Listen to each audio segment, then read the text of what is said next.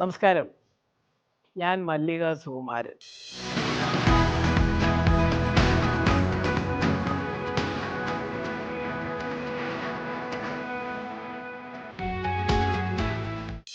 ഞാൻ കണ്ട ആ സിനിമാ ലോകം, ഞാൻ കണ്ട ലോകത്തിൻ്റെ കൂടെ ഒരു സിനിമയും കൂടെ ചേർക്കുകയാണ് ഞാന്. അത് പറയാൻ തുടങ്ങിയാൽ സത്യം പറയാം ഒരു 2ഓ 3ഓ പുസ്തകങ്ങൾ എഴുതാനുള്ള മാറ്ററുണ്ട്. എന്നെപ്പോലെ 71 വയസ്സായ ഒരാളിന്. ഏ അപ്പം ഞാൻ സിനിമയിൽ പോകാനുള്ള കാരണം എന്താ എന്ന് പലർക്കും ഒരു സംശയം വരും. അത് നിങ്ങൾക്കെല്ലാം അറിയാം.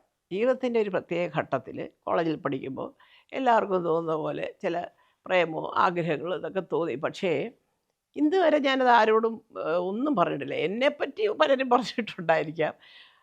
പക്ഷേ എൻ്റെ ഒരു സ്വഭാവം എങ്ങനെയാണെന്ന് വെച്ചാൽ, എൻ്റെ കുഞ്ഞ് അല്ലെങ്കിൽ എൻ്റെ മക്കൾ അല്ലെങ്കിൽ എൻ്റെ ഭർത്താവ്, എൻ്റെ ജീവിതം, എൻ്റെ കുടുംബം എന്ന് പറയുന്നത് എൻ്റേത് മാത്രമായിരിക്കണം. തീർച്ചയായിട്ടും. അല്ലാതെ നമുക്ക് ആരുടെയും ഒരു പകരക്കാരിയായിട്ട് പോകാനായിട്ടൊന്നും എനിക്ക് വലിയ താല്പര്യമില്ല. എനിക്കതില്ല. അങ്ങനത്തെ സങ്കടങ്ങൾ ഒരുപാടുണ്ട്. അതിനെക്കുറിച്ചൊന്നും ഞാൻ പറയുന്നില്ല. അപ്പോൾ അങ്ങനെ ഒരു ജീവിതത്തിലേക്ക് പോയിട്ട് എനിക്കവിടെ നിൽക്കാൻ പറ്റുന്നില്ല എന്നുള്ളൊരവസ്ഥ വന്നപ്പോൾ ഞാൻ ഇതിപ്പോൾ എന്ത് ചെയ്യും ഈശ്വരാ, 1 1/2 വർഷക്കാലം ഞാനും എൻ്റെ അടുക്കളയിലെ ജോലികളൊക്കെ ചെയ്ത് ഒരു സഹോദരിയെപ്പോലെ എന്നെ നോക്കിയിരുന്ന ഒരു കോഴിക്കോടുകാരിയുണ്ട് പാവം. ഇപ്പോൾ എവിടാന്ന് എനിക്കറിയത്തില്ല. വെളിമാട് കുന്നിൽ. ഏ അപ്പോൾ അവർ പറഞ്ഞു, "അമ്മ ഇങ്ങനെ ഒറ്റയ്ക്ക് ഇങ്ങനെ അമ്മ ഒരു കാര്യം ചെയ്യണം. അമ്മയുടെ അച്ഛനെയും അമ്മയൊക്കെ ഫോൺ വിളിക്കണം" എന്നൊക്കെ പറഞ്ഞ് ഞാൻ പറഞ്ഞു, "അല്ലാതെ ഫോൺ വിളിച്ചാൽ ശരിയാവത്തില്ല. ഞാൻ പോയി കാണാം" എന്ന് പറയുന്നു. അപ്പോഴും എനിക്കൊരു ഭയം. ഞാനായിട്ട് ഇറങ്ങി തിരിച്ച ഒരു ജീവിതമാണല്ലോ ഇത്. അപ്പോൾ എന്തായിരിക്കും എന്നൊക്കെയുള്ള അങ്ങനെ ഇരിക്കുമ്പോഴാണ് ഞാൻ വിളിക്കുന്ന ദൈവം കൊണ്ട് തന്ന പോലെ എൻ്റെ അമ്മാവൻ്റെ മകൾ എന്നെ വിളിക്കുകയാണ്. അമ്മയുടെ മൂത്ത ബ്രദറിൻ്റെ മകൾ ബാംഗ്ലൂരിലാണ് അവർ, അൾസൂർ എന്ന് പറയുന്ന സ്ഥലത്ത്. ചേച്ചി എന്നെ വിളിച്ചിട്ട് പറയുന്നു, "അയ്യോ എൻ്റെ മല്ലി, ഞാൻ 2 ദിവസത്തേക്ക് മുമ്പ് പോയിരുന്നു അവിടെ." എൻ്റെ അമ്മയെ അപ്പച്ചി എന്നാണ് വിളിക്കുന്നത്. അച്ഛൻ്റെ സഹോദരിയാണല്ലോ. അപ്പച്ചിയും ചിറ്റപ്പനും ഒക്കെ കണ്ടു. പാവം അപ്പച്ചി ആരും അറിയാതെ മാറ്റിനിയൊക്കെ നിൻ്റെ അന്നാളിൽ വന്നൊരു സിനിമയൊക്കെ പോയി കണ്ടു കേട്ടോ. എപ്പോഴും പറയും നിൻ്റെ കാര്യമൊക്കെ. പിന്നെ ചിറ്റപ്പൻ്റെ സ്വഭാവം അറിയാമല്ലോ, മിണ്ടത്തില്ല. ഇങ്ങനെയൊക്കെ പറയും. അപ്പം ഞാൻ പറഞ്ഞു, "ചേച്ചി ചേച്ചി ഇതൊക്കെ പറഞ്ഞുകൊണ്ട് ഞാൻ പറയാം. ഞാൻ തിരുവനന്തപുരത്തേക്ക് വരുന്നുണ്ട് ശ്രീകുമാരൻ തമ്പിച്ചേട്ടൻ്റെ പടം അഭിനയിക്കാൻ." 2 പടം ഒന്നിച്ചായിരുന്നു. ഏതോ ഒരു സ്വപ്നം, മാളിക പണിയുന്നവർ, അടുപ്പിച്ചടുപ്പിച്ച്. അപ്പോൾ ഞാൻ കുറച്ച് ദിവസം തിരുവനന്തപുരത്ത് ഇന്നിപ്പോൾ ആ ഹോട്ടലുണ്ടോ എന്ന് എനിക്കറിയില്ല. തമ്പാനൂരിന്ന് പാരമൗണ്ട് എന്നൊരു ഹോട്ടലുണ്ടായിരുന്നു. അപ്പോൾ അവിടെ ഞങ്ങൾക്ക് നല്ല നല്ല ഹോട്ടലായിരുന്നു. നല്ല മുറികളും നല്ല ഫുഡും ഒക്കെയാണ്. അപ്പോൾ അവിടെ പിന്നെ ഈ പറയുന്ന പോലെ മുറിയൊക്കെ എടുക്കുന്നു. 2ലെയും നായകൻ സുകുമാര സാറാണ്. എൻ്റെ കൂടെ മാളിക പണിയുന്നവളെന്നാണ് ഞാൻ ആദ്യമായിട്ട് വൈജി മഹേന്ദ്ര എന്ന് പറയുന്ന തമിഴിലെ പ്രശസ്തനും പ്രഗത്ഭനുമായ നടനോടൊപ്പം ഞാൻ അഭിനയിക്കുന്നത്. എൻ്റെ കൂടെ കൂടുതൽ സീനും അദ്ദേഹത്തിനായിരുന്നു. അതിലുമുണ്ട് മണിയമ്പിള്ള രാജുവൊക്കെ ഉണ്ട്. അപ്പോൾ അങ്ങനെ ഞാൻ അതിന് വരുന്നു. വന്ന് ഒരു 3 4 ദിവസം കഴിഞ്ഞപ്പോൾ ചേച്ചി പറഞ്ഞു, "നീ എത്തിയോ?" ഞാൻ എപ്പോൾ കാണും? ഞാൻ പറഞ്ഞു, "ചേച്ചി ഇന്നില്ല, നാളെ ചേച്ചി വന്നാട്ടെ. നാളെ എനിക്ക് ഈ പറഞ്ഞതുപോലെ ഞാൻ ഉച്ച വരെ മിക്കവാറും കാണുള്ളൂ. അത് കഴിഞ്ഞ് അവരെവിടെയോ വെളിയിൽ ഏതാണ്ട് ഔട്ട്ഡോറൊക്കെ ഷൂട്ട് ചെയ്യാൻ പോകുന്നുണ്ട്." മെരിലാൻഡിനകത്താണ് ഷൂട്ടിങ്. സുബ്രഹ്മണ്യം മുതലാളിയുടെ മെരിലാൻഡ് സ്റ്റുഡിയോയിൽ. അപ്പോൾ അങ്ങനെ അന്ന് പിറ്റേ ദിവസം വൈകിട്ട് ഒരു 4 മണിക്ക് ചേച്ചി എൻ്റെ റൂമിൽ വരുന്നപ്പോൾ ഞാൻ പറഞ്ഞു, "ഒന്ന് അച്ഛനെയും അമ്മയും ഒന്ന് കണ്ടാൽ കൊള്ളാമെന്നുണ്ട്." അപ്പോൾ ആലോചിച്ചോണം, ഏതാണ്ട് വർഷം ഒരു 4 4.5 ആയി കണ്ടിട്ട്. അപ്പോൾ പറഞ്ഞു, "അയ്യോ ഞാൻ കൊണ്ടുപോവാം ഞാൻ കൊണ്ടുപോവാം." ഞാൻ പറഞ്ഞു, "അല്ല അങ്ങനെ എടുത്ത് ചാടി പറയാതെ ഇത് പറയുന്നു." അന്ന് ഷൂട്ടിങ് കഴിഞ്ഞ് സുഖമായിട്ട് വന്നപ്പോൾ ഞാൻ പരിചയപ്പെടുത്തി. ഇതാണ് ഒരു 6 6:15 ആയപ്പോഴത്തേ വന്നു അവർ. ഞാൻ പറഞ്ഞു, "ഇതാണ് എൻ്റെ മൂത്ത അമ്മാവൻ്റെ മകളാണ്. പിന്നെ ചേച്ചിയുടെ മകനുമൊക്കെ ഇവിടെ പിന്നെ എറണാകുളത്ത് വക്കീലായിരുന്നു പുള്ളി. പക്ഷേ ഇതിനിടയ്ക്ക് ഒരു അസുഖം വന്ന് മരിച്ചുപോയി. പിന്നെ ഇങ്ങനെയാണ് അങ്ങനെയാണ്. ഞാനൊന്ന് അച്ഛനെ കാണാൻ പോകും." അപ്പോൾ ഇതെന്താ പറയാൻ വെച്ചാൽ, ഈ സുഹൃത്ത് എൻ്റെ അടുത്ത് ആദ്യം മുതൽ ഒരു നല്ല സുഹൃത്ത് എന്നുള്ള രീതിയിൽ എൻ്റെ എല്ലാ കഥകളും ചോദിക്കുകയും ഒബ്സർവ് ചെയ്യുകയും, സുഹൃത്ത് മാത്രമല്ല കേട്ടോ, എനിക്ക് അക്കാര്യത്തിൽ കുതിരവട്ടം പപ്പുവിനോട് കടപ്പാടുണ്ട്. IV ശശി സാറിന്, ഇവർ 3 പേരും കൂടെ ഒന്നിച്ചാണ് താമസം. അവളുടെ രാവുകളുടെ പ്രൊഡ്യൂസർ രാമേന്ദ്രൻ, മുരളി മൂവീസ് രാമേന്ദ്രൻ, ഇവർ 4 പേരും കൂടെയാണ് ഒരു വീടെടുത്ത് താമസിക്കുന്നത്. അപ്പം മിക്കവാറും എന്തെങ്കിലുമൊക്കെ ഡിസ്കഷനൊക്കെ വരുമ്പോൾ അങ്ങനെ സത്യം പറഞ്ഞാൽ അങ്ങനെ സുഹോട്ടനിലൂടെയാണ് ഞാൻ അവളുടെ രാവുകളിൽ ഒരു വേഷത്തിൽ ആ ഉണ്ണി ആരാര്യോ എന്നുള്ള പാട്ടിൽ അഭിനയിക്കുന്നതും സീമയ്ക്ക് ശബ്ദം കൊടുക്കുന്നതും. സീമയുടെ വോയിസ് എൻ്റെ ശബ്ദം അത്. അപ്പോൾ അങ്ങനെ പറയുന്ന ഞാനിത് ആദ്യമേ പറയുന്നതാണ് അവരോട്. അവരെന്തിനാണ് ഇതൊക്കെ ഇത്രയൊക്കെ ഒരു വീട്ടിൽ നിന്നൊക്കെ ഇറങ്ങി തിരിച്ച് ഒരുപാട് പൊട്ടൻഷ്യലുള്ള ഒരു ലേഡി ഇതെന്തിനാണ് എന്നൊക്കെ പറഞ്ഞ് എൻ്റെ ചേച്ചിയുടെ മുമ്പ് വെച്ച് എന്നെ പറഞ്ഞു, തീർച്ചയായിട്ടും എന്നൊക്കെ പറഞ്ഞു. അങ്ങനെ ഇത് ഒരു മണിക്കൂർ കഴിഞ്ഞപ്പോൾ പുള്ളിക്കാരൻ വന്നിട്ട്, "ഒരു കാര്യം ചെയ്യണം ചേച്ചി, എന്ന് കൊണ്ടുപോകാന്നുള്ള പറഞ്ഞാട്ടോ, കാറ് ഞാൻ തരാം. പ്രൊഡക്ഷൻ കാറും അതും ഇതും ഒന്നും എടുക്കണ്ട, ടാക്സി ഒന്നും വിളിക്കണ്ട. കാരണം ഒരുപക്ഷെ പൂജപ്പര ഞാൻ ചെന്നിറങ്ങുമ്പം അതൊരു ന്യൂസ് ആവണ്ട എന്ന് വിചാരിച്ചിട്ട് അദ്ദേഹം എനിക്ക് ഉപദേശിച്ചതാണ്. അങ്ങനെ ഒരു ദിവസം രാവിലെ ഞാനും എൻ്റെ അമ്മാവൻ്റെ മകളും കൂടെ ഒരു 4.5 5 വർഷത്തോളം ആവാറായപ്പോഴാണ് പൂജപ്പര എൻ്റെ വീട്ടിലേക്ക് ഞാൻ തിരിച്ചു വരുന്നത്. അച്ഛനുണ്ട്, അമ്മയുണ്ട്, ചേച്ചിമാർ രണ്ടുപേരും സെൻട്രൽ സ്കൂൾ ടീച്ചേഴ്സായിട്ട്, രണ്ടുപേരും തിരുവനന്തപുരത്തായിരുന്നു. പിന്നെ ഒരാൾ നൈജീരിയയിൽ പോയി, മൂത്ത ചേച്ചിക്ക് ട്രാൻസ്ഫറായി ബോംബെ പോയി, കൊളാബ ഉള്ള സെൻട്രൽ സ്കൂളിലായിരുന്നു. പിന്നെ അത് കഴിഞ്ഞിട്ട് ചേച്ചി അവിടെ നിന്ന് റിട്ടയർ ചെയ്തെങ്കിലും ഉടനെ വന്നില്ല. വേറെ ന്യൂ ഹൊറൈസൺ പബ്ലിക് സ്കൂളിൻ്റെ പ്രിൻസിപ്പലായിട്ട് കുറേ കാലമായിരുന്നു. ചേച്ചിയാണ് കെമിസ്ട്രിയുടെ വലിയ. എന്തായാലും അവിടെ ചെന്നു. അച്ഛനൊന്നും മിണ്ടിയില്ല. ഞാനങ്ങനെ ചെല്ലണമെങ്കിൽ ഒരു കാരണം ഉണ്ടാവുന്ന. എൻ്റെ അച്ഛൻ ആരാ മോൻ, നല്ല ബുദ്ധിമാനാണല്ലേ. അപ്പോഴത്തേക്കും മിണ്ടാതെ അവിടെ ഇരുന്നു. അപ്പം ഞാൻ അച്ഛൻ്റെ അടുത്ത് ചെന്ന് പറഞ്ഞു, ഒന്നും മിണ്ടിയില്ല. അപ്പോൾ കാണാം അമ്മ. പെണ്ണുങ്ങളെ സ്വഭാവം അറിയാമല്ലോ. അയ്യോ എൻ്റെ ഗുരുവായൂരപ്പ, ഞങ്ങളുടെ അടുത്തൊരു ശിവക്ഷേത്രമുണ്ട് ചെങ്കള്ളൂർ, എൻ്റെ ചെങ്കള്ളൂർ മഹാദേവ ശിവനെ അമ്മ എന്നൊക്കെ. ഇപ്പം അമ്മ ഭയങ്കര ബഹളം. അച്ഛൻ്റെ ഒരു ഇതേ റോഡ് പക്കത്തുള്ള ഒരു വീടാണ്, അകത്തോട്ട് പോ, ഞാൻ വരാം. ഇത്രയും എൻ്റെ അച്ഛൻ അപ്പം സംസാരിച്ചുള്ളൂ. പോയി കാര്യങ്ങളൊക്കെ പറഞ്ഞ് എൻ്റെ വിഷമങ്ങൾ പറഞ്ഞു. അച്ഛൻ എനിക്ക് ആരോടും ഷെയർ ചെയ്യുന്നത് ഇഷ്ടമല്ല, എന്തിനാ നമ്മളായിട്ടൊരാളെ എന്ത് വേണേൽ പറഞ്ഞോട്ടെ, കാര്യങ്ങൾ ഇങ്ങനെയൊക്കെയാണ്. 1.5 വർഷമായിട്ട് ഞാൻ ഓൾമോസ്റ്റ് മദ്രാസിൽ ഒറ്റയ്ക്കാണ്, എല്ലാ കാര്യങ്ങളും സത്യസന്ധമായിട്ട് പോയി. പക്ഷേ അതുപോലെ ദൈവതുല്യനായിട്ട് എൻ്റെ മുമ്പിൽ പ്രത്യക്ഷപ്പെട്ട ഒരാളാണ് ശ്രീകുമാരൻ തമ്പിച്ചേട്ടൻ. അപ്പോൾ തമ്പിച്ചേട്ടനെ എൻ്റെ അമ്മയ്ക്ക് വലിയ കാര്യമാണ്. അത് നാട്ടുകാരെന്നുള്ള സ്നേഹം, നല്ലൊരു കുടുംബത്തിൽ ഉണ്ടായ ഒരു മിടുക്കനായ ഒരാൾ, നല്ല എഴുത്തുകാരൻ, അത് പാട്ടായാലും സിനിമയായാലും എല്ലാം അതെ. അപ്പോൾ എപ്പോഴും തമ്പിച്ചേട്ടൻ്റെ കാര്യം പറയാം, അങ്ങനെ അരിപ്പാട്ടുകാരെന്നൊക്കെ പറഞ്ഞ് ഇങ്ങനെ പൊക്കുന്ന വലിയ കാര്യമായിരുന്നു. അപ്പോൾ എന്തോ തമ്പിച്ചേട്ടൻ അന്ന് ഞാൻ വീട്ടിലേക്ക് വരികയാണ് എന്ന് പറഞ്ഞപ്പോൾ വൈകുന്നേരം തമ്പിച്ചേട്ടൻ്റെ അടുക്കലൊന്ന് സംസാരിക്കണം എന്നുള്ളൊരർത്ഥം ആഗ്രഹം അവർ പറഞ്ഞു. തമ്പിച്ചേട്ടനറിയാം, അടൂർ ഫാസിൽ സാറിനറിയാം, തിക്കുറിശി മാവനും അറിയായിരുന്നു. അപ്പോൾ പലപ്പോഴും അവരൊക്കെ ചോദിക്കാറുണ്ട്, ഇയാൾ പോടോ നിങ്ങളുടെ വീട്ടിലൊക്കെയാണ് പോയി നീക്കി ചുമ്മാ സിനിമ മണ്ണാങ്കട്ടിയിലൊക്കെ ഇങ്ങനെയൊക്കെ പറഞ്ഞ് എന്നെ നിരുത്സാഹപ്പെടുത്തി തിരിച്ച് വീട്ടിലെത്തിക്കാൻ അവർ നോക്കി. കാരണം ഇടയ്ക്ക് പ്രത്യേക ഘട്ടത്തിൽ ഇത് ശരിപ്പെട്ടു പോകുമെന്ന് തോന്നുന്നില്ല മല്ലികേ എന്ന് പറഞ്ഞിട്ടുള്ള സ്നേഹം കൊണ്ടുള്ള ചില ഉപദേശങ്ങൾ. അപ്പോഴാണ് അച്ഛന് കുറച്ചൊരു കൺവിൻസ്ഡായി, അച്ഛന് കുറച്ചൊരു വിശ്വാസം വന്നു. അപ്പോൾ ശരി പറഞ്ഞു, ഇനി എന്നാ അല്ല ഒരു 3-4 ദിവസം കൂടെ ഉള്ളൂ ഷൂട്ടിങ് എന്ന് പറഞ്ഞു. ശരി, അത് ഇവിടുന്ന് ഷൂട്ടിങ്ങിന് വരുന്നതുകൊണ്ട് കുഴപ്പമുണ്ടോ, ഒന്നുമില്ല, ഇവിടുന്ന് വന്നാലും എന്നാൽ ഒരു കാര്യം ചെയ്യ്, നീ പോയിട്ട് നിൻ്റെ സാധനങ്ങളൊക്കെ എടുത്ത് ഇവിടെ വരാൻ പറഞ്ഞു, ഇനി ഇവിടെ താമസിക്കും, ഇവിടുന്ന് പോകും എന്ന് പറഞ്ഞു. അങ്ങനെ എൻ്റെ അച്ഛനും അമ്മയും എന്നെ തിരിച്ച് വീട്ടിൽ കൊണ്ടുവരുന്നു. പിന്നീട് നടന്നതൊക്കെ വ്യക്തിപരമായ കാര്യങ്ങളാണ്. എൻ്റെ അച്ഛനും അമ്മയുടെ തീരുമാനത്തിന് വിട്ടുകൊടുക്കുമായിരുന്നു. പിന്നെ ഞാനൊരു അക്ഷരം ഒരു മാധ്യമത്തിനോട് പോലും ഞാൻ മിണ്ടിയിട്ടില്ല. പിന്നെ സത്യം പറയുകയാണെങ്കിൽ എൻ്റെ ഒരു വലിയ ഒരു സന്തോഷവും, എനിക്ക് പറഞ്ഞറിയിക്കാൻ പറ്റാത്തൊരു സന്തോഷം തോന്നിയത്, ആ പടം കഴിഞ്ഞ് നീലക്കണ്ണുകൾക്ക് വേണ്ടി എന്താ പറയുക നെല്ലിയാമ്പതി പോയ സുവേട്ടൻ കാറിൽ നേരിട്ട് തിരുവനന്തപുരത്ത് വന്ന് എൻ്റെ അച്ഛനെയും അമ്മയും വന്ന് കാണുന്നു. അതിലച്ഛൻ വീണുപോയി. അച്ഛൻ പറഞ്ഞ ഞാൻ ഇത്ര പ്രതീക്ഷിച്ചില്ല. വന്നു, അദ്ദേഹത്തിൻ്റെ അച്ഛനുമായിട്ട് ഫോണിൽ സംസാരിച്ചു, തുറന്നു പറഞ്ഞു. ഇപ്പം അമ്മയായിട്ട് സംസാരിച്ചാൽ പെണ്ണുങ്ങളുടെ സ്വഭാവം അച്ഛനറിയാമല്ലോ. എൻ്റെ അമ്മയും കടന്ന് ഫോണിൽ കൂടെ കരച്ചിലും ബിച്ചിലും ഒക്കെ തുടങ്ങും. അതുകൊണ്ട് അത് വരട്ടെ, ഞാൻ ഈ കാര്യം പറയാൻ വന്നതാണ്. അത് അവരെ വെറുതെ ആവശ്യമില്ലാതെ പറയണ്ട, ഒരുപാടൊക്കെ അനുഭവിച്ചു, ഇനിയിപ്പോൾ ഒന്ന് സന്തോഷമായിട്ടൊക്കെ അവർ ജീവിച്ചോട്ടെ, അതിനൊക്കെ ഒരു വഴിയുണ്ട് എന്നെല്ലാം പറഞ്ഞു കഴിഞ്ഞിട്ട് പിന്നീട് ഒരാഴ്ച കഴിഞ്ഞപ്പോഴാണ് ഇതിൻ്റേതായ ഒഫീഷ്യൽ ഉള്ള കാര്യങ്ങളൊക്കെ കഴിയുമ്പോഴത്തേക്ക് എനിക്ക് മല്ലികയെ വിവാഹം കഴിക്കാൻ ഇഷ്ടമാണെന്ന് പറയുന്നു.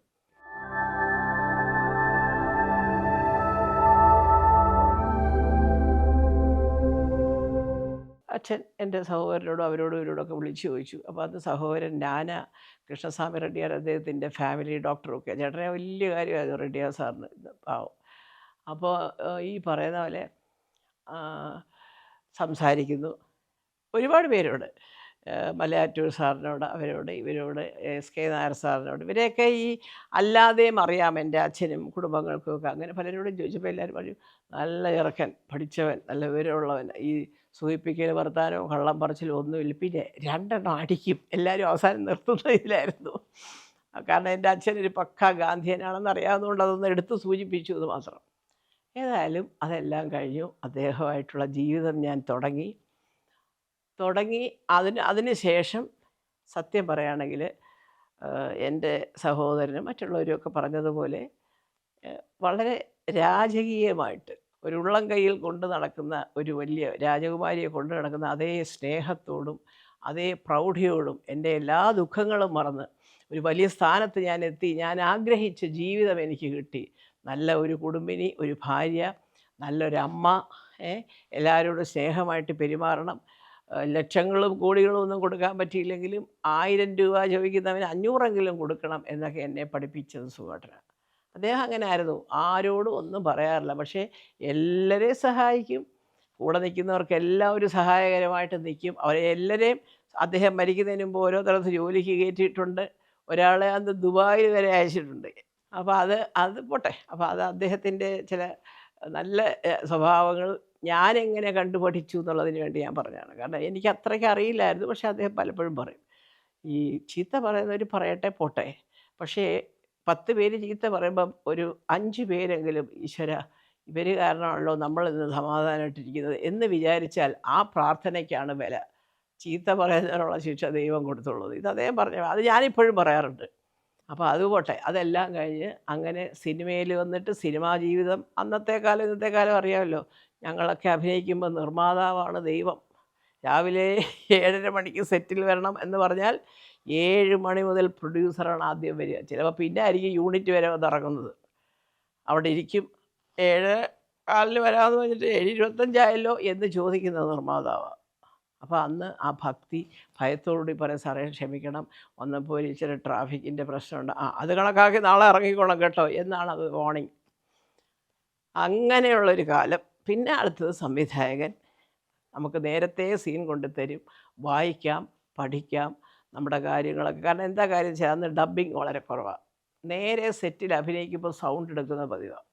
അപ്പുറത്ത് സൗണ്ട് എഞ്ചിനീയർ കാണും, നമ്മുടെ ഡയലോഗ് എല്ലാം എടുക്കും. പിന്നെ എന്തെങ്കിലും ഡിസ്റ്റർബൻസ് ഒക്കെ വരുന്ന സീനുകളൊക്കെ ഉണ്ടെങ്കിൽ അത് നമ്മളെ ഒരു റൂമിൽ വിളിച്ച് വേറെ റെക്കോർഡ് ചെയ്യുമോ അല്ലെങ്കിൽ ഏതെങ്കിലും ഒരു സ്റ്റുഡിയോയിൽ പോയിട്ട് അതുപോലെ പഴയ RK സ്റ്റുഡിയോയിലൊക്കെ പോയിട്ട് അത് മാത്രം ഡബ് ചെയ്യുന്ന ഒരു സംഭവം. ഇത് മൊത്തം ഡബ്ബിങ്ങൊക്കെ ഇപ്പോഴാണ്.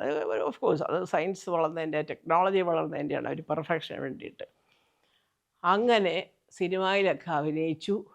വളരെ അപ്രതീക്ഷിതമായിട്ട് KG ജോർജ് സാർ എന്ന് പറയുന്ന സംവിധായകൻ്റെ ഒട്ടുമുക്കാൽ പടത്തിലും മറ്റേ സാറ് ഞാൻ സിനിമാ രംഗം വിടുന്നിടം വരെ സാറെടുത്ത എല്ലാ പടത്തിലും ഞാനുണ്ട്.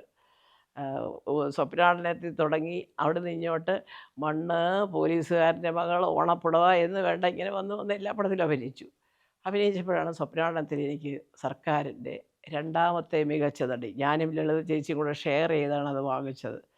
അപ്പോൾ ഞങ്ങൾ ലളിത ചേച്ചിയുണ്ട് കോട്ടയത്ത്, ഞാനുമുണ്ട്. അവിടെ ചെന്നപ്പോഴാണ് അത്യാവശ്യം പാട്ട് പാടും എന്നൊക്കെ പറഞ്ഞ് എന്നെ കൊണ്ടൊരു പാട്ടൊക്കെ പാടിച്ചു. പാടി പകുതി ആയപ്പോൾ വലതോട്ട് നോക്കിയപ്പോൾ ദാസേട്ടൻ നിൽക്കുന്നു സ്റ്റേജിൻ്റെ അവിടെ. അതോടുകൂടി എൻ്റെ പകുതി പാട്ടൊക്കെ പോയി എന്ന് പറഞ്ഞാൽ ഞാനങ്ങ് വിറച്ചു പോയി. കാരണം പിന്നെ അദ്ദേഹം അറിയാമല്ലോ അദ്ദേഹത്തിൻ്റെ രീതി. അയ്യോ നിങ്ങൾ ആരും അറിയാം പടം അറിയാം എന്നിങ്ങനെയൊക്കെ പറഞ്ഞ് ചുമ്മാ പ്രോത്സാഹിപ്പിക്കുമെങ്കിലും പിന്നെ ഒരാളവിടെ നിന്നത് സാക്ഷാൽ ശ്രീ കമലഹാസൻ. ഞാൻ ഇന്നും പറയാം അദ്ദേഹത്തിൻ്റെയൊക്കെ ഒരു നിലപാടുകളുണ്ടല്ലോ, ആരെയും കണ്ടിട്ട് പറയുന്നതോ അല്ലെങ്കിൽ വേറെ എന്തെങ്കിലും ലാഭത്തിന് വേണ്ടി പറയുന്നതോ അങ്ങനെയുള്ള ഒരു നിലപാടുകൾ മാറ്റമൊന്നും അവരൊക്കെ ഉള്ള കാര്യം ഉള്ളതുപോലെ പറഞ്ഞ് അന്തസ്സായിട്ട് ജീവിക്കുക. ഏതായാലും ശരി, ഞാൻ പറയുന്നത് സിനിമയിൽ വന്നപ്പോഴും എനിക്ക് ഇങ്ങനൊരു നല്ല ജീവിതം എനിക്ക് കൊണ്ടു തന്നത് സിനിമയാണ്. അതുകൊണ്ട് തന്നെ സിനിമ എന്ന് പറയുന്നത് എൻ്റെ ഒരു ചോറാണ്. എന്നെ കുറച്ചു കാലം പിടിച്ചു നിർത്തിയ വരുമാനം എനിക്ക് സിനിമയിൽ നിന്നുണ്ടായതാണ്. എൻ്റെ ഇല്ലാത്ത കാലത്ത് ഞാൻ പണയം വെച്ച എൻ്റെ വീട്ടിൽ നിന്ന് ലഭിച്ച സ്വർണ്ണാഭരണങ്ങൾ പോലും പിന്നീട് പണയത്തിൽ നിന്നും തിരിച്ചെടുത്ത് തരുന്നത് എൻ്റെ സുഹൃത്തനാണ്. ശ്രീകുമാരൻ തമ്പി ചേട്ടൻ്റെ മാനേജർക്ക് ആ കടയറിയാം എന്നൊക്കെ പറഞ്ഞ് അയച്ചെടുപ്പിക്കുന്നതൊക്കെ. അപ്പോൾ അങ്ങനെ ഒരു ദൈവതുല്യനായ ഒരു മനുഷ്യനെ കൊണ്ടുവന്ന് പഴയ കാലം ഒന്നും പറഞ്ഞ് കുത്തി നോവിപ്പിക്കാതെ, കാരണം അദ്ദേഹം സാക്ഷിയാണ് എല്ലാത്തിനും, അറിയാം അദ്ദേഹത്തിനെല്ലാം. അതുകൊണ്ട് തന്നെ വളരെ രമ്യമായിട്ട് ഞങ്ങളും എൻ്റെ 2 മക്കളും എൻ്റെ സുഹൃത്തുമൊക്കെ ആയിട്ട് സുഖമായിട്ട് ജീവിച്ചു. പിന്നെ അന്നും ഇന്നും എന്നും മരണം വരെ ചിന്തിക്കുമ്പോൾ എനിക്ക് കിട്ടിയ വലിയൊരു പ്രഹരം എന്ന് പറയുന്നത് സുഹൃത്തിൻ്റെ മരണമാണ്. അതൊട്ടും പ്രതീക്ഷിച്ചില്ല. 49ാമത്തെ വയസ്സിൽ അദ്ദേഹം പോകുന്നുള്ള കാരണം വെച്ചാൽ അദ്ദേഹത്തിന് അങ്ങനെയാണ് ഇങ്ങനെയാണ്, സിഗരറ്റ് വലിക്കല്ലേ അങ്ങനെ എന്നൊക്കെ പല ഡോക്ടർമാരൊക്കെ പറയും. അത് വേണ്ട, സ്മോക്കിങ്ങൊക്കെ ഒന്ന് കുറയ്ക്കണം എന്നൊക്കെ പറയുമെങ്കിലും ഒരു കാര്യമായ കുഴപ്പമുണ്ടെന്നൊന്നും ഉള്ള രീതിയിൽ പറയില്ല. ഇച്ചിരി ഡയബറ്റിക്കാണ് എന്നൊക്കെ പറയും. അങ്ങനെയൊക്കെ അറിയാമായിരുന്നുള്ളൂ. പക്ഷേ പെട്ടെന്നായിരുന്നു ഞങ്ങളുടെ മൂന്നാർ, ഞങ്ങൾക്കൊരു ചെറിയ ഒരു ഫാം ഹൗസ് പോലൊക്കെ ഉണ്ടായിരുന്നു. അവിടെ പോയിട്ട് വരുമ്പോഴാണ് ഈ ഒരു പുറം വേദന എന്നൊക്കെ പറഞ്ഞ് പിന്നെ അത് നമ്മുടെ അഭിവന്ദ്യനായ ലീഡർ ശ്രീ കരുണാകരൻ്റെ മകൾ പത്മജയുടെ വീട്ടിൽ കയറുമ്പോൾ, പത്മജയുടെ ഹസ്ബൻഡ് ഡോക്ടർ വേണുഗോപാൽ, വേണുവിൻ്റെ പരിചയത്തിലാണ് നോക്കുമ്പോൾ കുറച്ച് ECGയിൽ വേരിയേഷൻ അത് ഇതെന്നൊക്കെ പറഞ്ഞ് അഡ്മിറ്റ് ചെയ്തു. ഒരു 3-4 ദിവസം കഴിഞ്ഞപ്പോൾ ICU നിന്ന് മാറ്റി കുറവാന്നൊക്കെ പറഞ്ഞു. പക്ഷേ അത് കഴിഞ്ഞ് ഒരു 2 ദിവസം കൂടെ കഴിഞ്ഞപ്പോഴാണ് വീണ്ടും അതുപോലെ ഒന്ന് വന്നു. പിന്നെ പക്ഷേ വന്നിട്ട് പിന്നെ ആകെപ്പാടെ 1 മണിക്കൂറേ ആൾ ജീവനോടെ ഉണ്ടായിരുന്നുള്ളൂ. ഇത് മാസീവ് അറ്റാക്കായിരുന്നത്. അപ്പോൾ ഇന്നും ഞാൻ പറയുന്നതാണ്, എൻ്റെ ജീവിതത്തിൽ എനിക്കുണ്ടായ നഷ്ടം എന്ന് പറഞ്ഞാൽ ഞാൻ സാമ്പത്തിക നഷ്ടങ്ങളെക്കുറിച്ച് ചിന്തിക്കാറില്ല. ഒരു വശത്തൂടെ പോയാലും മറുവശത്തൂടെ ദൈവം തരും. ഇന്നെനിക്ക് അത് വേണ്ടുന്നതിലും അധികം തരാൻ പ്രാപ്തരായ 2 മക്കളുണ്ട്. കൂടാതെ ഇന്നിപ്പോൾ വലിയ കുഴപ്പമൊന്നുമില്ലാതെ ഞാൻ അഭിനയിക്കുന്നതിന് എനിക്കും കിട്ടുന്നുണ്ട് സാമ്പത്തികമായിട്ടുള്ള ഇത്. ഇത്രയൊക്കെ പോരെ, ഇതിനപ്പുറത്തോട്ട് അടിച്ചു പൊളിക്കാൻ ഞാനാരാ? ഇതൊക്കെ ധാരാളം മതി. എന്നാലും എൻ്റെ പിള്ളേർ എന്തെങ്കിലും ഉണ്ടെങ്കിൽ പറയാമേ, പറയണേ പറയണേ പറയണേ എന്ന് പറയും. എന്ത് കാര്യത്തിനും അവർ മുൻപിലുണ്ട്. ഇന്നും അതെ. ഞാൻ പറയുകയാണ്, ഞാൻ ദോഹയിൽ ഇരുന്ന സമയത്ത് എനിക്ക് അങ്ങനെ ആവശ്യം വന്നിട്ടുണ്ട്, മോനെ ഇങ്ങനെ ഇവിടെ ഹോട്ടലിൽ കുറച്ചൊരു പർച്ചേസ് ഉണ്ട് എന്നൊക്കെ പറഞ്ഞാൽ ഞാൻ ആ ഫോൺ വെച്ചൊരു 4 മണിക്കൂറിനകം അത് പൈസ വരും. അത് ഈ പറഞ്ഞതിൻ്റെ കൂട്ടാ ആരെങ്കിലും അവരുടെ കൂടെ പഠിച്ചു വരുവാണെടാ ഒന്ന് കൊടുത്തേരെ, നീ നാട്ടിൽ വരുമ്പോൾ ഞാൻ തരാം. അത് അങ്ങനത്തെ ബുദ്ധിമുട്ടുകളൊന്നും എൻ്റെ മക്കൾ എന്നെ അറിയിച്ചിട്ടേ ഇല്ല. ഇപ്പോഴും അതെ, എന്ത് വേണമെന്ന് പറഞ്ഞാലും 2 പേരും 4 കാലിൽ ഓടി ഒന്ന് ചെയ്യും. ഞാനപ്പോൾ പറയും, ഓഹ് ഈശ്വരാ, സാധാരണ എല്ലാവരും വിചാരിക്കും പെൺമക്കൾ മാത്രമേ സഹായിയല്ല, എനിക്ക് എൻ്റെ ആൺമക്കൾ തന്നെയാണ് എല്ലാ കാര്യങ്ങളും നോക്കുന്നത്. അപ്പോൾ അതുകൊണ്ട് ആ കാര്യത്തിലും എനിക്കൊരു പരാതിയോ പരിഭവമോ സങ്കടമോ ഇല്ല. അപ്പോൾ ഇന്ന് ഞാൻ നിങ്ങളുടെയൊക്കെ മുമ്പിൽ ഇത്രയൊക്കെ പറയുമ്പോൾ ഞാൻ ആലോചിക്കുന്നത്, നമ്മൾ നേരെ ജീവിച്ചാൽ മതി അല്ലേ? നമ്മളെക്കുറിച്ച് ആര് നല്ലത് പറയുന്നു, ആര് ചീത്ത പറയുന്നു, ഇതൊന്നും അന്വേഷിക്കാതെ നടക്കരുത്. വേസ്റ്റ് ഓഫ് ടൈമാണ്. നമ്മുടെ സമയം പാഴാക്കി കളയുകയാണ്. ഞാൻ തുടക്കമേ പറഞ്ഞു, ഒരുപാട് സുഹൃത്തുക്കൾ എല്ലാ ഡിപ്പാർട്ട്മെൻറ്റിലും ഉണ്ട്. ഒരുപാട് ബന്ധക്കാരും സ്വന്തക്കാരും പല പല പല പോസ്റ്റുകളിൽ ഇരിപ്പുണ്ട്. അതുപോലെ എൻ്റെ ചേച്ചിമാരുടെ സുഹൃത്തുക്കൾ, അവരുടെ കുടുംബാംഗങ്ങൾ, എൻ്റെ ചേട്ടനാണെങ്കിൽ വലിയൊരു സുഹൃത്ത് വലയമുള്ള ആളാണ്, കേരളത്തിലും വിദേശത്തും. അതെവിടെ പോയാലും ഉണ്ട്. ദുബായ് പോയാലും ഉണ്ട്, പിന്നെ അമേരിക്കയിൽ ചെന്നാലും ഉണ്ട്. എവിടെ പോകുമ്പോഴും ചേട്ടനെ വലിയ ചേട്ടൻ പണ്ട് ഈ പറഞ്ഞ AKMGയുടെ ആദ്യത്തെ പ്രസിഡൻ്റൊക്കെ ആയിരുന്ന ഒരാളാണ്. അപ്പോൾ അത് പോട്ടെ. അപ്പോൾ അതുകൊണ്ട് തന്നെ അങ്ങനെ വിചാരിക്കണം ഇവരെല്ലാം. എന്താണ് മലിയ ചേച്ചിയുടെ പ്രത്യേകത? ഒന്നുമില്ല. പക്ഷേ മലിയ ചേച്ചിക്ക് കുടുംബപരമായിട്ട് തന്നെ ഒരു വലിയ ഒരു സുഹൃത്ത് വലയമുള്ള ഒരാളാണ്. അപ്പം അങ്ങനെയാണ് സിനിമയിൽ നിന്നും പുറത്തായ ഞാനിപ്പോൾ എല്ലാവർക്കും എല്ലാവർക്കും ഞാൻ മൊത്തത്തിലല്ല, ചിലർക്കെങ്കിലും വേണ്ടപ്പെട്ട ഒരു അമ്മയായിട്ടും ഒരു ചേച്ചിയായിട്ടും ഒരു ആൻറ്റിയായിട്ടും ചില കുഞ്ഞുങ്ങൾക്ക് അമ്മൂമ്മയായിട്ടും.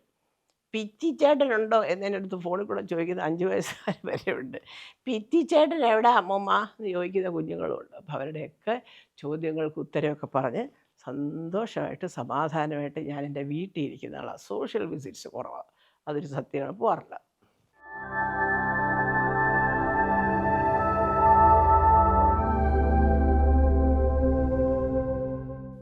ഞാൻ ഈ പറഞ്ഞതുപോലെ സിനിമയിൽ വന്നു, അഭിനയിച്ചു.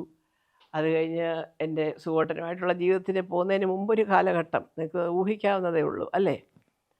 ഞാൻ സിനിമയിൽ അഭിനയിക്കുമ്പോഴുള്ള ഒരുപാട് രസകരമായ അനുഭവങ്ങളുണ്ട്. കാരണം അന്നൊക്കെ അടൂർ ഭാസി സാറൊക്കെ അഭിനയിക്കുന്നത് മുഴുവനും സ്ക്രിപ്റ്റിൽ വരത്തില്ല. അപ്പം ഞാനും സാറും കൂടെ ഈ ഓമനക്കുഞ്ഞമ്മയോ എന്താണ് ഒരു പടം, KP കൊട്ടാരക സാറിൻ്റെ ആണെന്ന് തോന്നുന്നു, ഒരു പോലീസുകാരിയുടെ ഒരു കഥയൊക്കെയാണ്. ഷീലയും നമ്മുടെ ഷീലാമ്മയും നസീർ സാറും ഒക്കെയാണ്. അപ്പോൾ ഒരു സീന് ഇങ്ങനെ അടൂർ ഭാസി സാറിൻ്റെ കൂടെ ഞാൻ അഭിനയിക്കുന്നത്.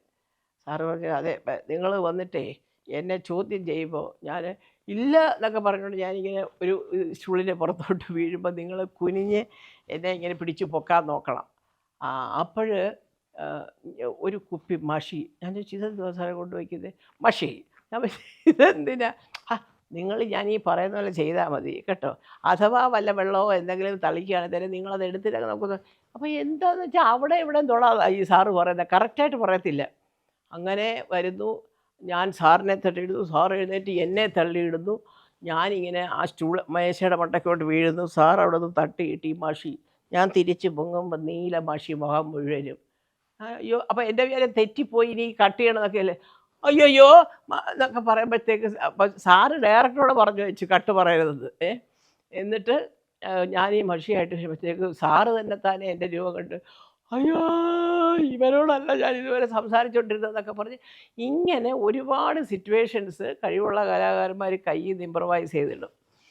അപ്പോൾ അത് ഭയങ്കര ഒരു സംഭവം. അങ്ങനെയാണ് ഞങ്ങളൊക്കെ ഇപ്പോൾ ഈ കാണാതെ സ്ക്രിപ്റ്റ് പഠിച്ച് പറയേണ്ട, ഇപ്പം എല്ലാം ലൈവായിട്ടാണ് എടുക്കുന്നത്. അപ്പോൾ നമുക്ക് തോന്നും ഇങ്ങനെ വരുമ്പോൾ അങ്ങനെ ഒരു മൂളിയാലോ. അപ്പോൾ ചിലപ്പോൾ ചില സംഗതികളൊക്കെ ഞങ്ങൾ പക്ഷേ ഒരു കാര്യം നല്ല സംഭവമാണെങ്കിൽ എല്ലാ സംവിധായകരും അത് സമ്മതിക്കും. ആ സിറ്റുവേഷന് ചേരണം. നമ്മൾ പറയുന്ന ഡയലോഗ് എന്താണ് അതിൻ്റെ കഥ, ആ ആ സമയത്തെ എന്തുകൊണ്ടാണ് അങ്ങനെ പറയാൻ കാരണം നോക്കിയിട്ട് ആ കാരണവുമായിട്ട് പൊരുത്തപ്പെട്ടു പോകുന്ന ഇമ്പ്രവൈസേഷൻ ആണെങ്കിൽ എല്ലാവരും സമ്മതിക്കും. അതുപോലെ ഒരുപാട് ആർട്ടിസ്റ്റുകളുണ്ട്. സത്യം പറഞ്ഞാൽ അങ്ങനെയൊക്കെ നമ്മളെ വരട്ടാത്തത് നസീർ സാർ മാത്രമേ ഉള്ളൂ. ഞാൻ മധു സാറിൻ്റെ കൂടെ അഭിനയിച്ചിട്ടുണ്ട്, നസീർ സാറിൻ്റെ കൂടെ അഭിനയിച്ചിട്ടുണ്ട്. പിന്നെ അതുപോലെ ഇമ്പ്രവൈസ് ചെയ്യാൻ മിടുക്കനാണ് ബഹദൂർക്ക. ബഹദൂർക്ക ഞാനിപ്പോൾ ഇന്ന് പല നടന്മാരും പെൺവേഷം കെട്ടി അഭിനയിക്കുന്നത് കാണുമ്പോൾ ഞാൻ ആലോചിക്കും, ഈ ശ്രീദേവി എന്ന് പറഞ്ഞ ശങ്കരനാരായണ സാറിൻ്റെ ഒരു പടത്തിൽ ബഹദൂർക്ക സാരിയൊക്കെ ഉടുത്ത് പെൺവേഷമൊക്കെ കെട്ടി ഞങ്ങൾ കൂടെ അഭിനയിച്ച് അയ്യോ എന്തെല്ലാം കാണിക്കും അവരൊക്കെ. അപ്പോൾ അത് കഴിഞ്ഞിട്ട് ഇതുപോലെ ക്രോസ് ബെൽറ്റ് മണിയുടെ പെൺപട എന്ന് പറഞ്ഞ് ഞങ്ങൾ ഈ മൈസൂർ ബാംഗ്ലൂർ എന്താണ് ആ സ്ഥലത്തിൻ്റെ പേര് ബണ്ടിപ്പൂറ അവിടെ കർണാടക അവിടെ ആ കാട്ടിനകത്താണ് ഷൂട്ടിങ്. അപ്പോൾ അതൊരു കരടിയായിട്ട് വരണം. ഒറിജിനൽ കരടിയുണ്ട്, കരടിയായിട്ട് വേഷമിട്ട ബഹദൂർക്കയുണ്ട്.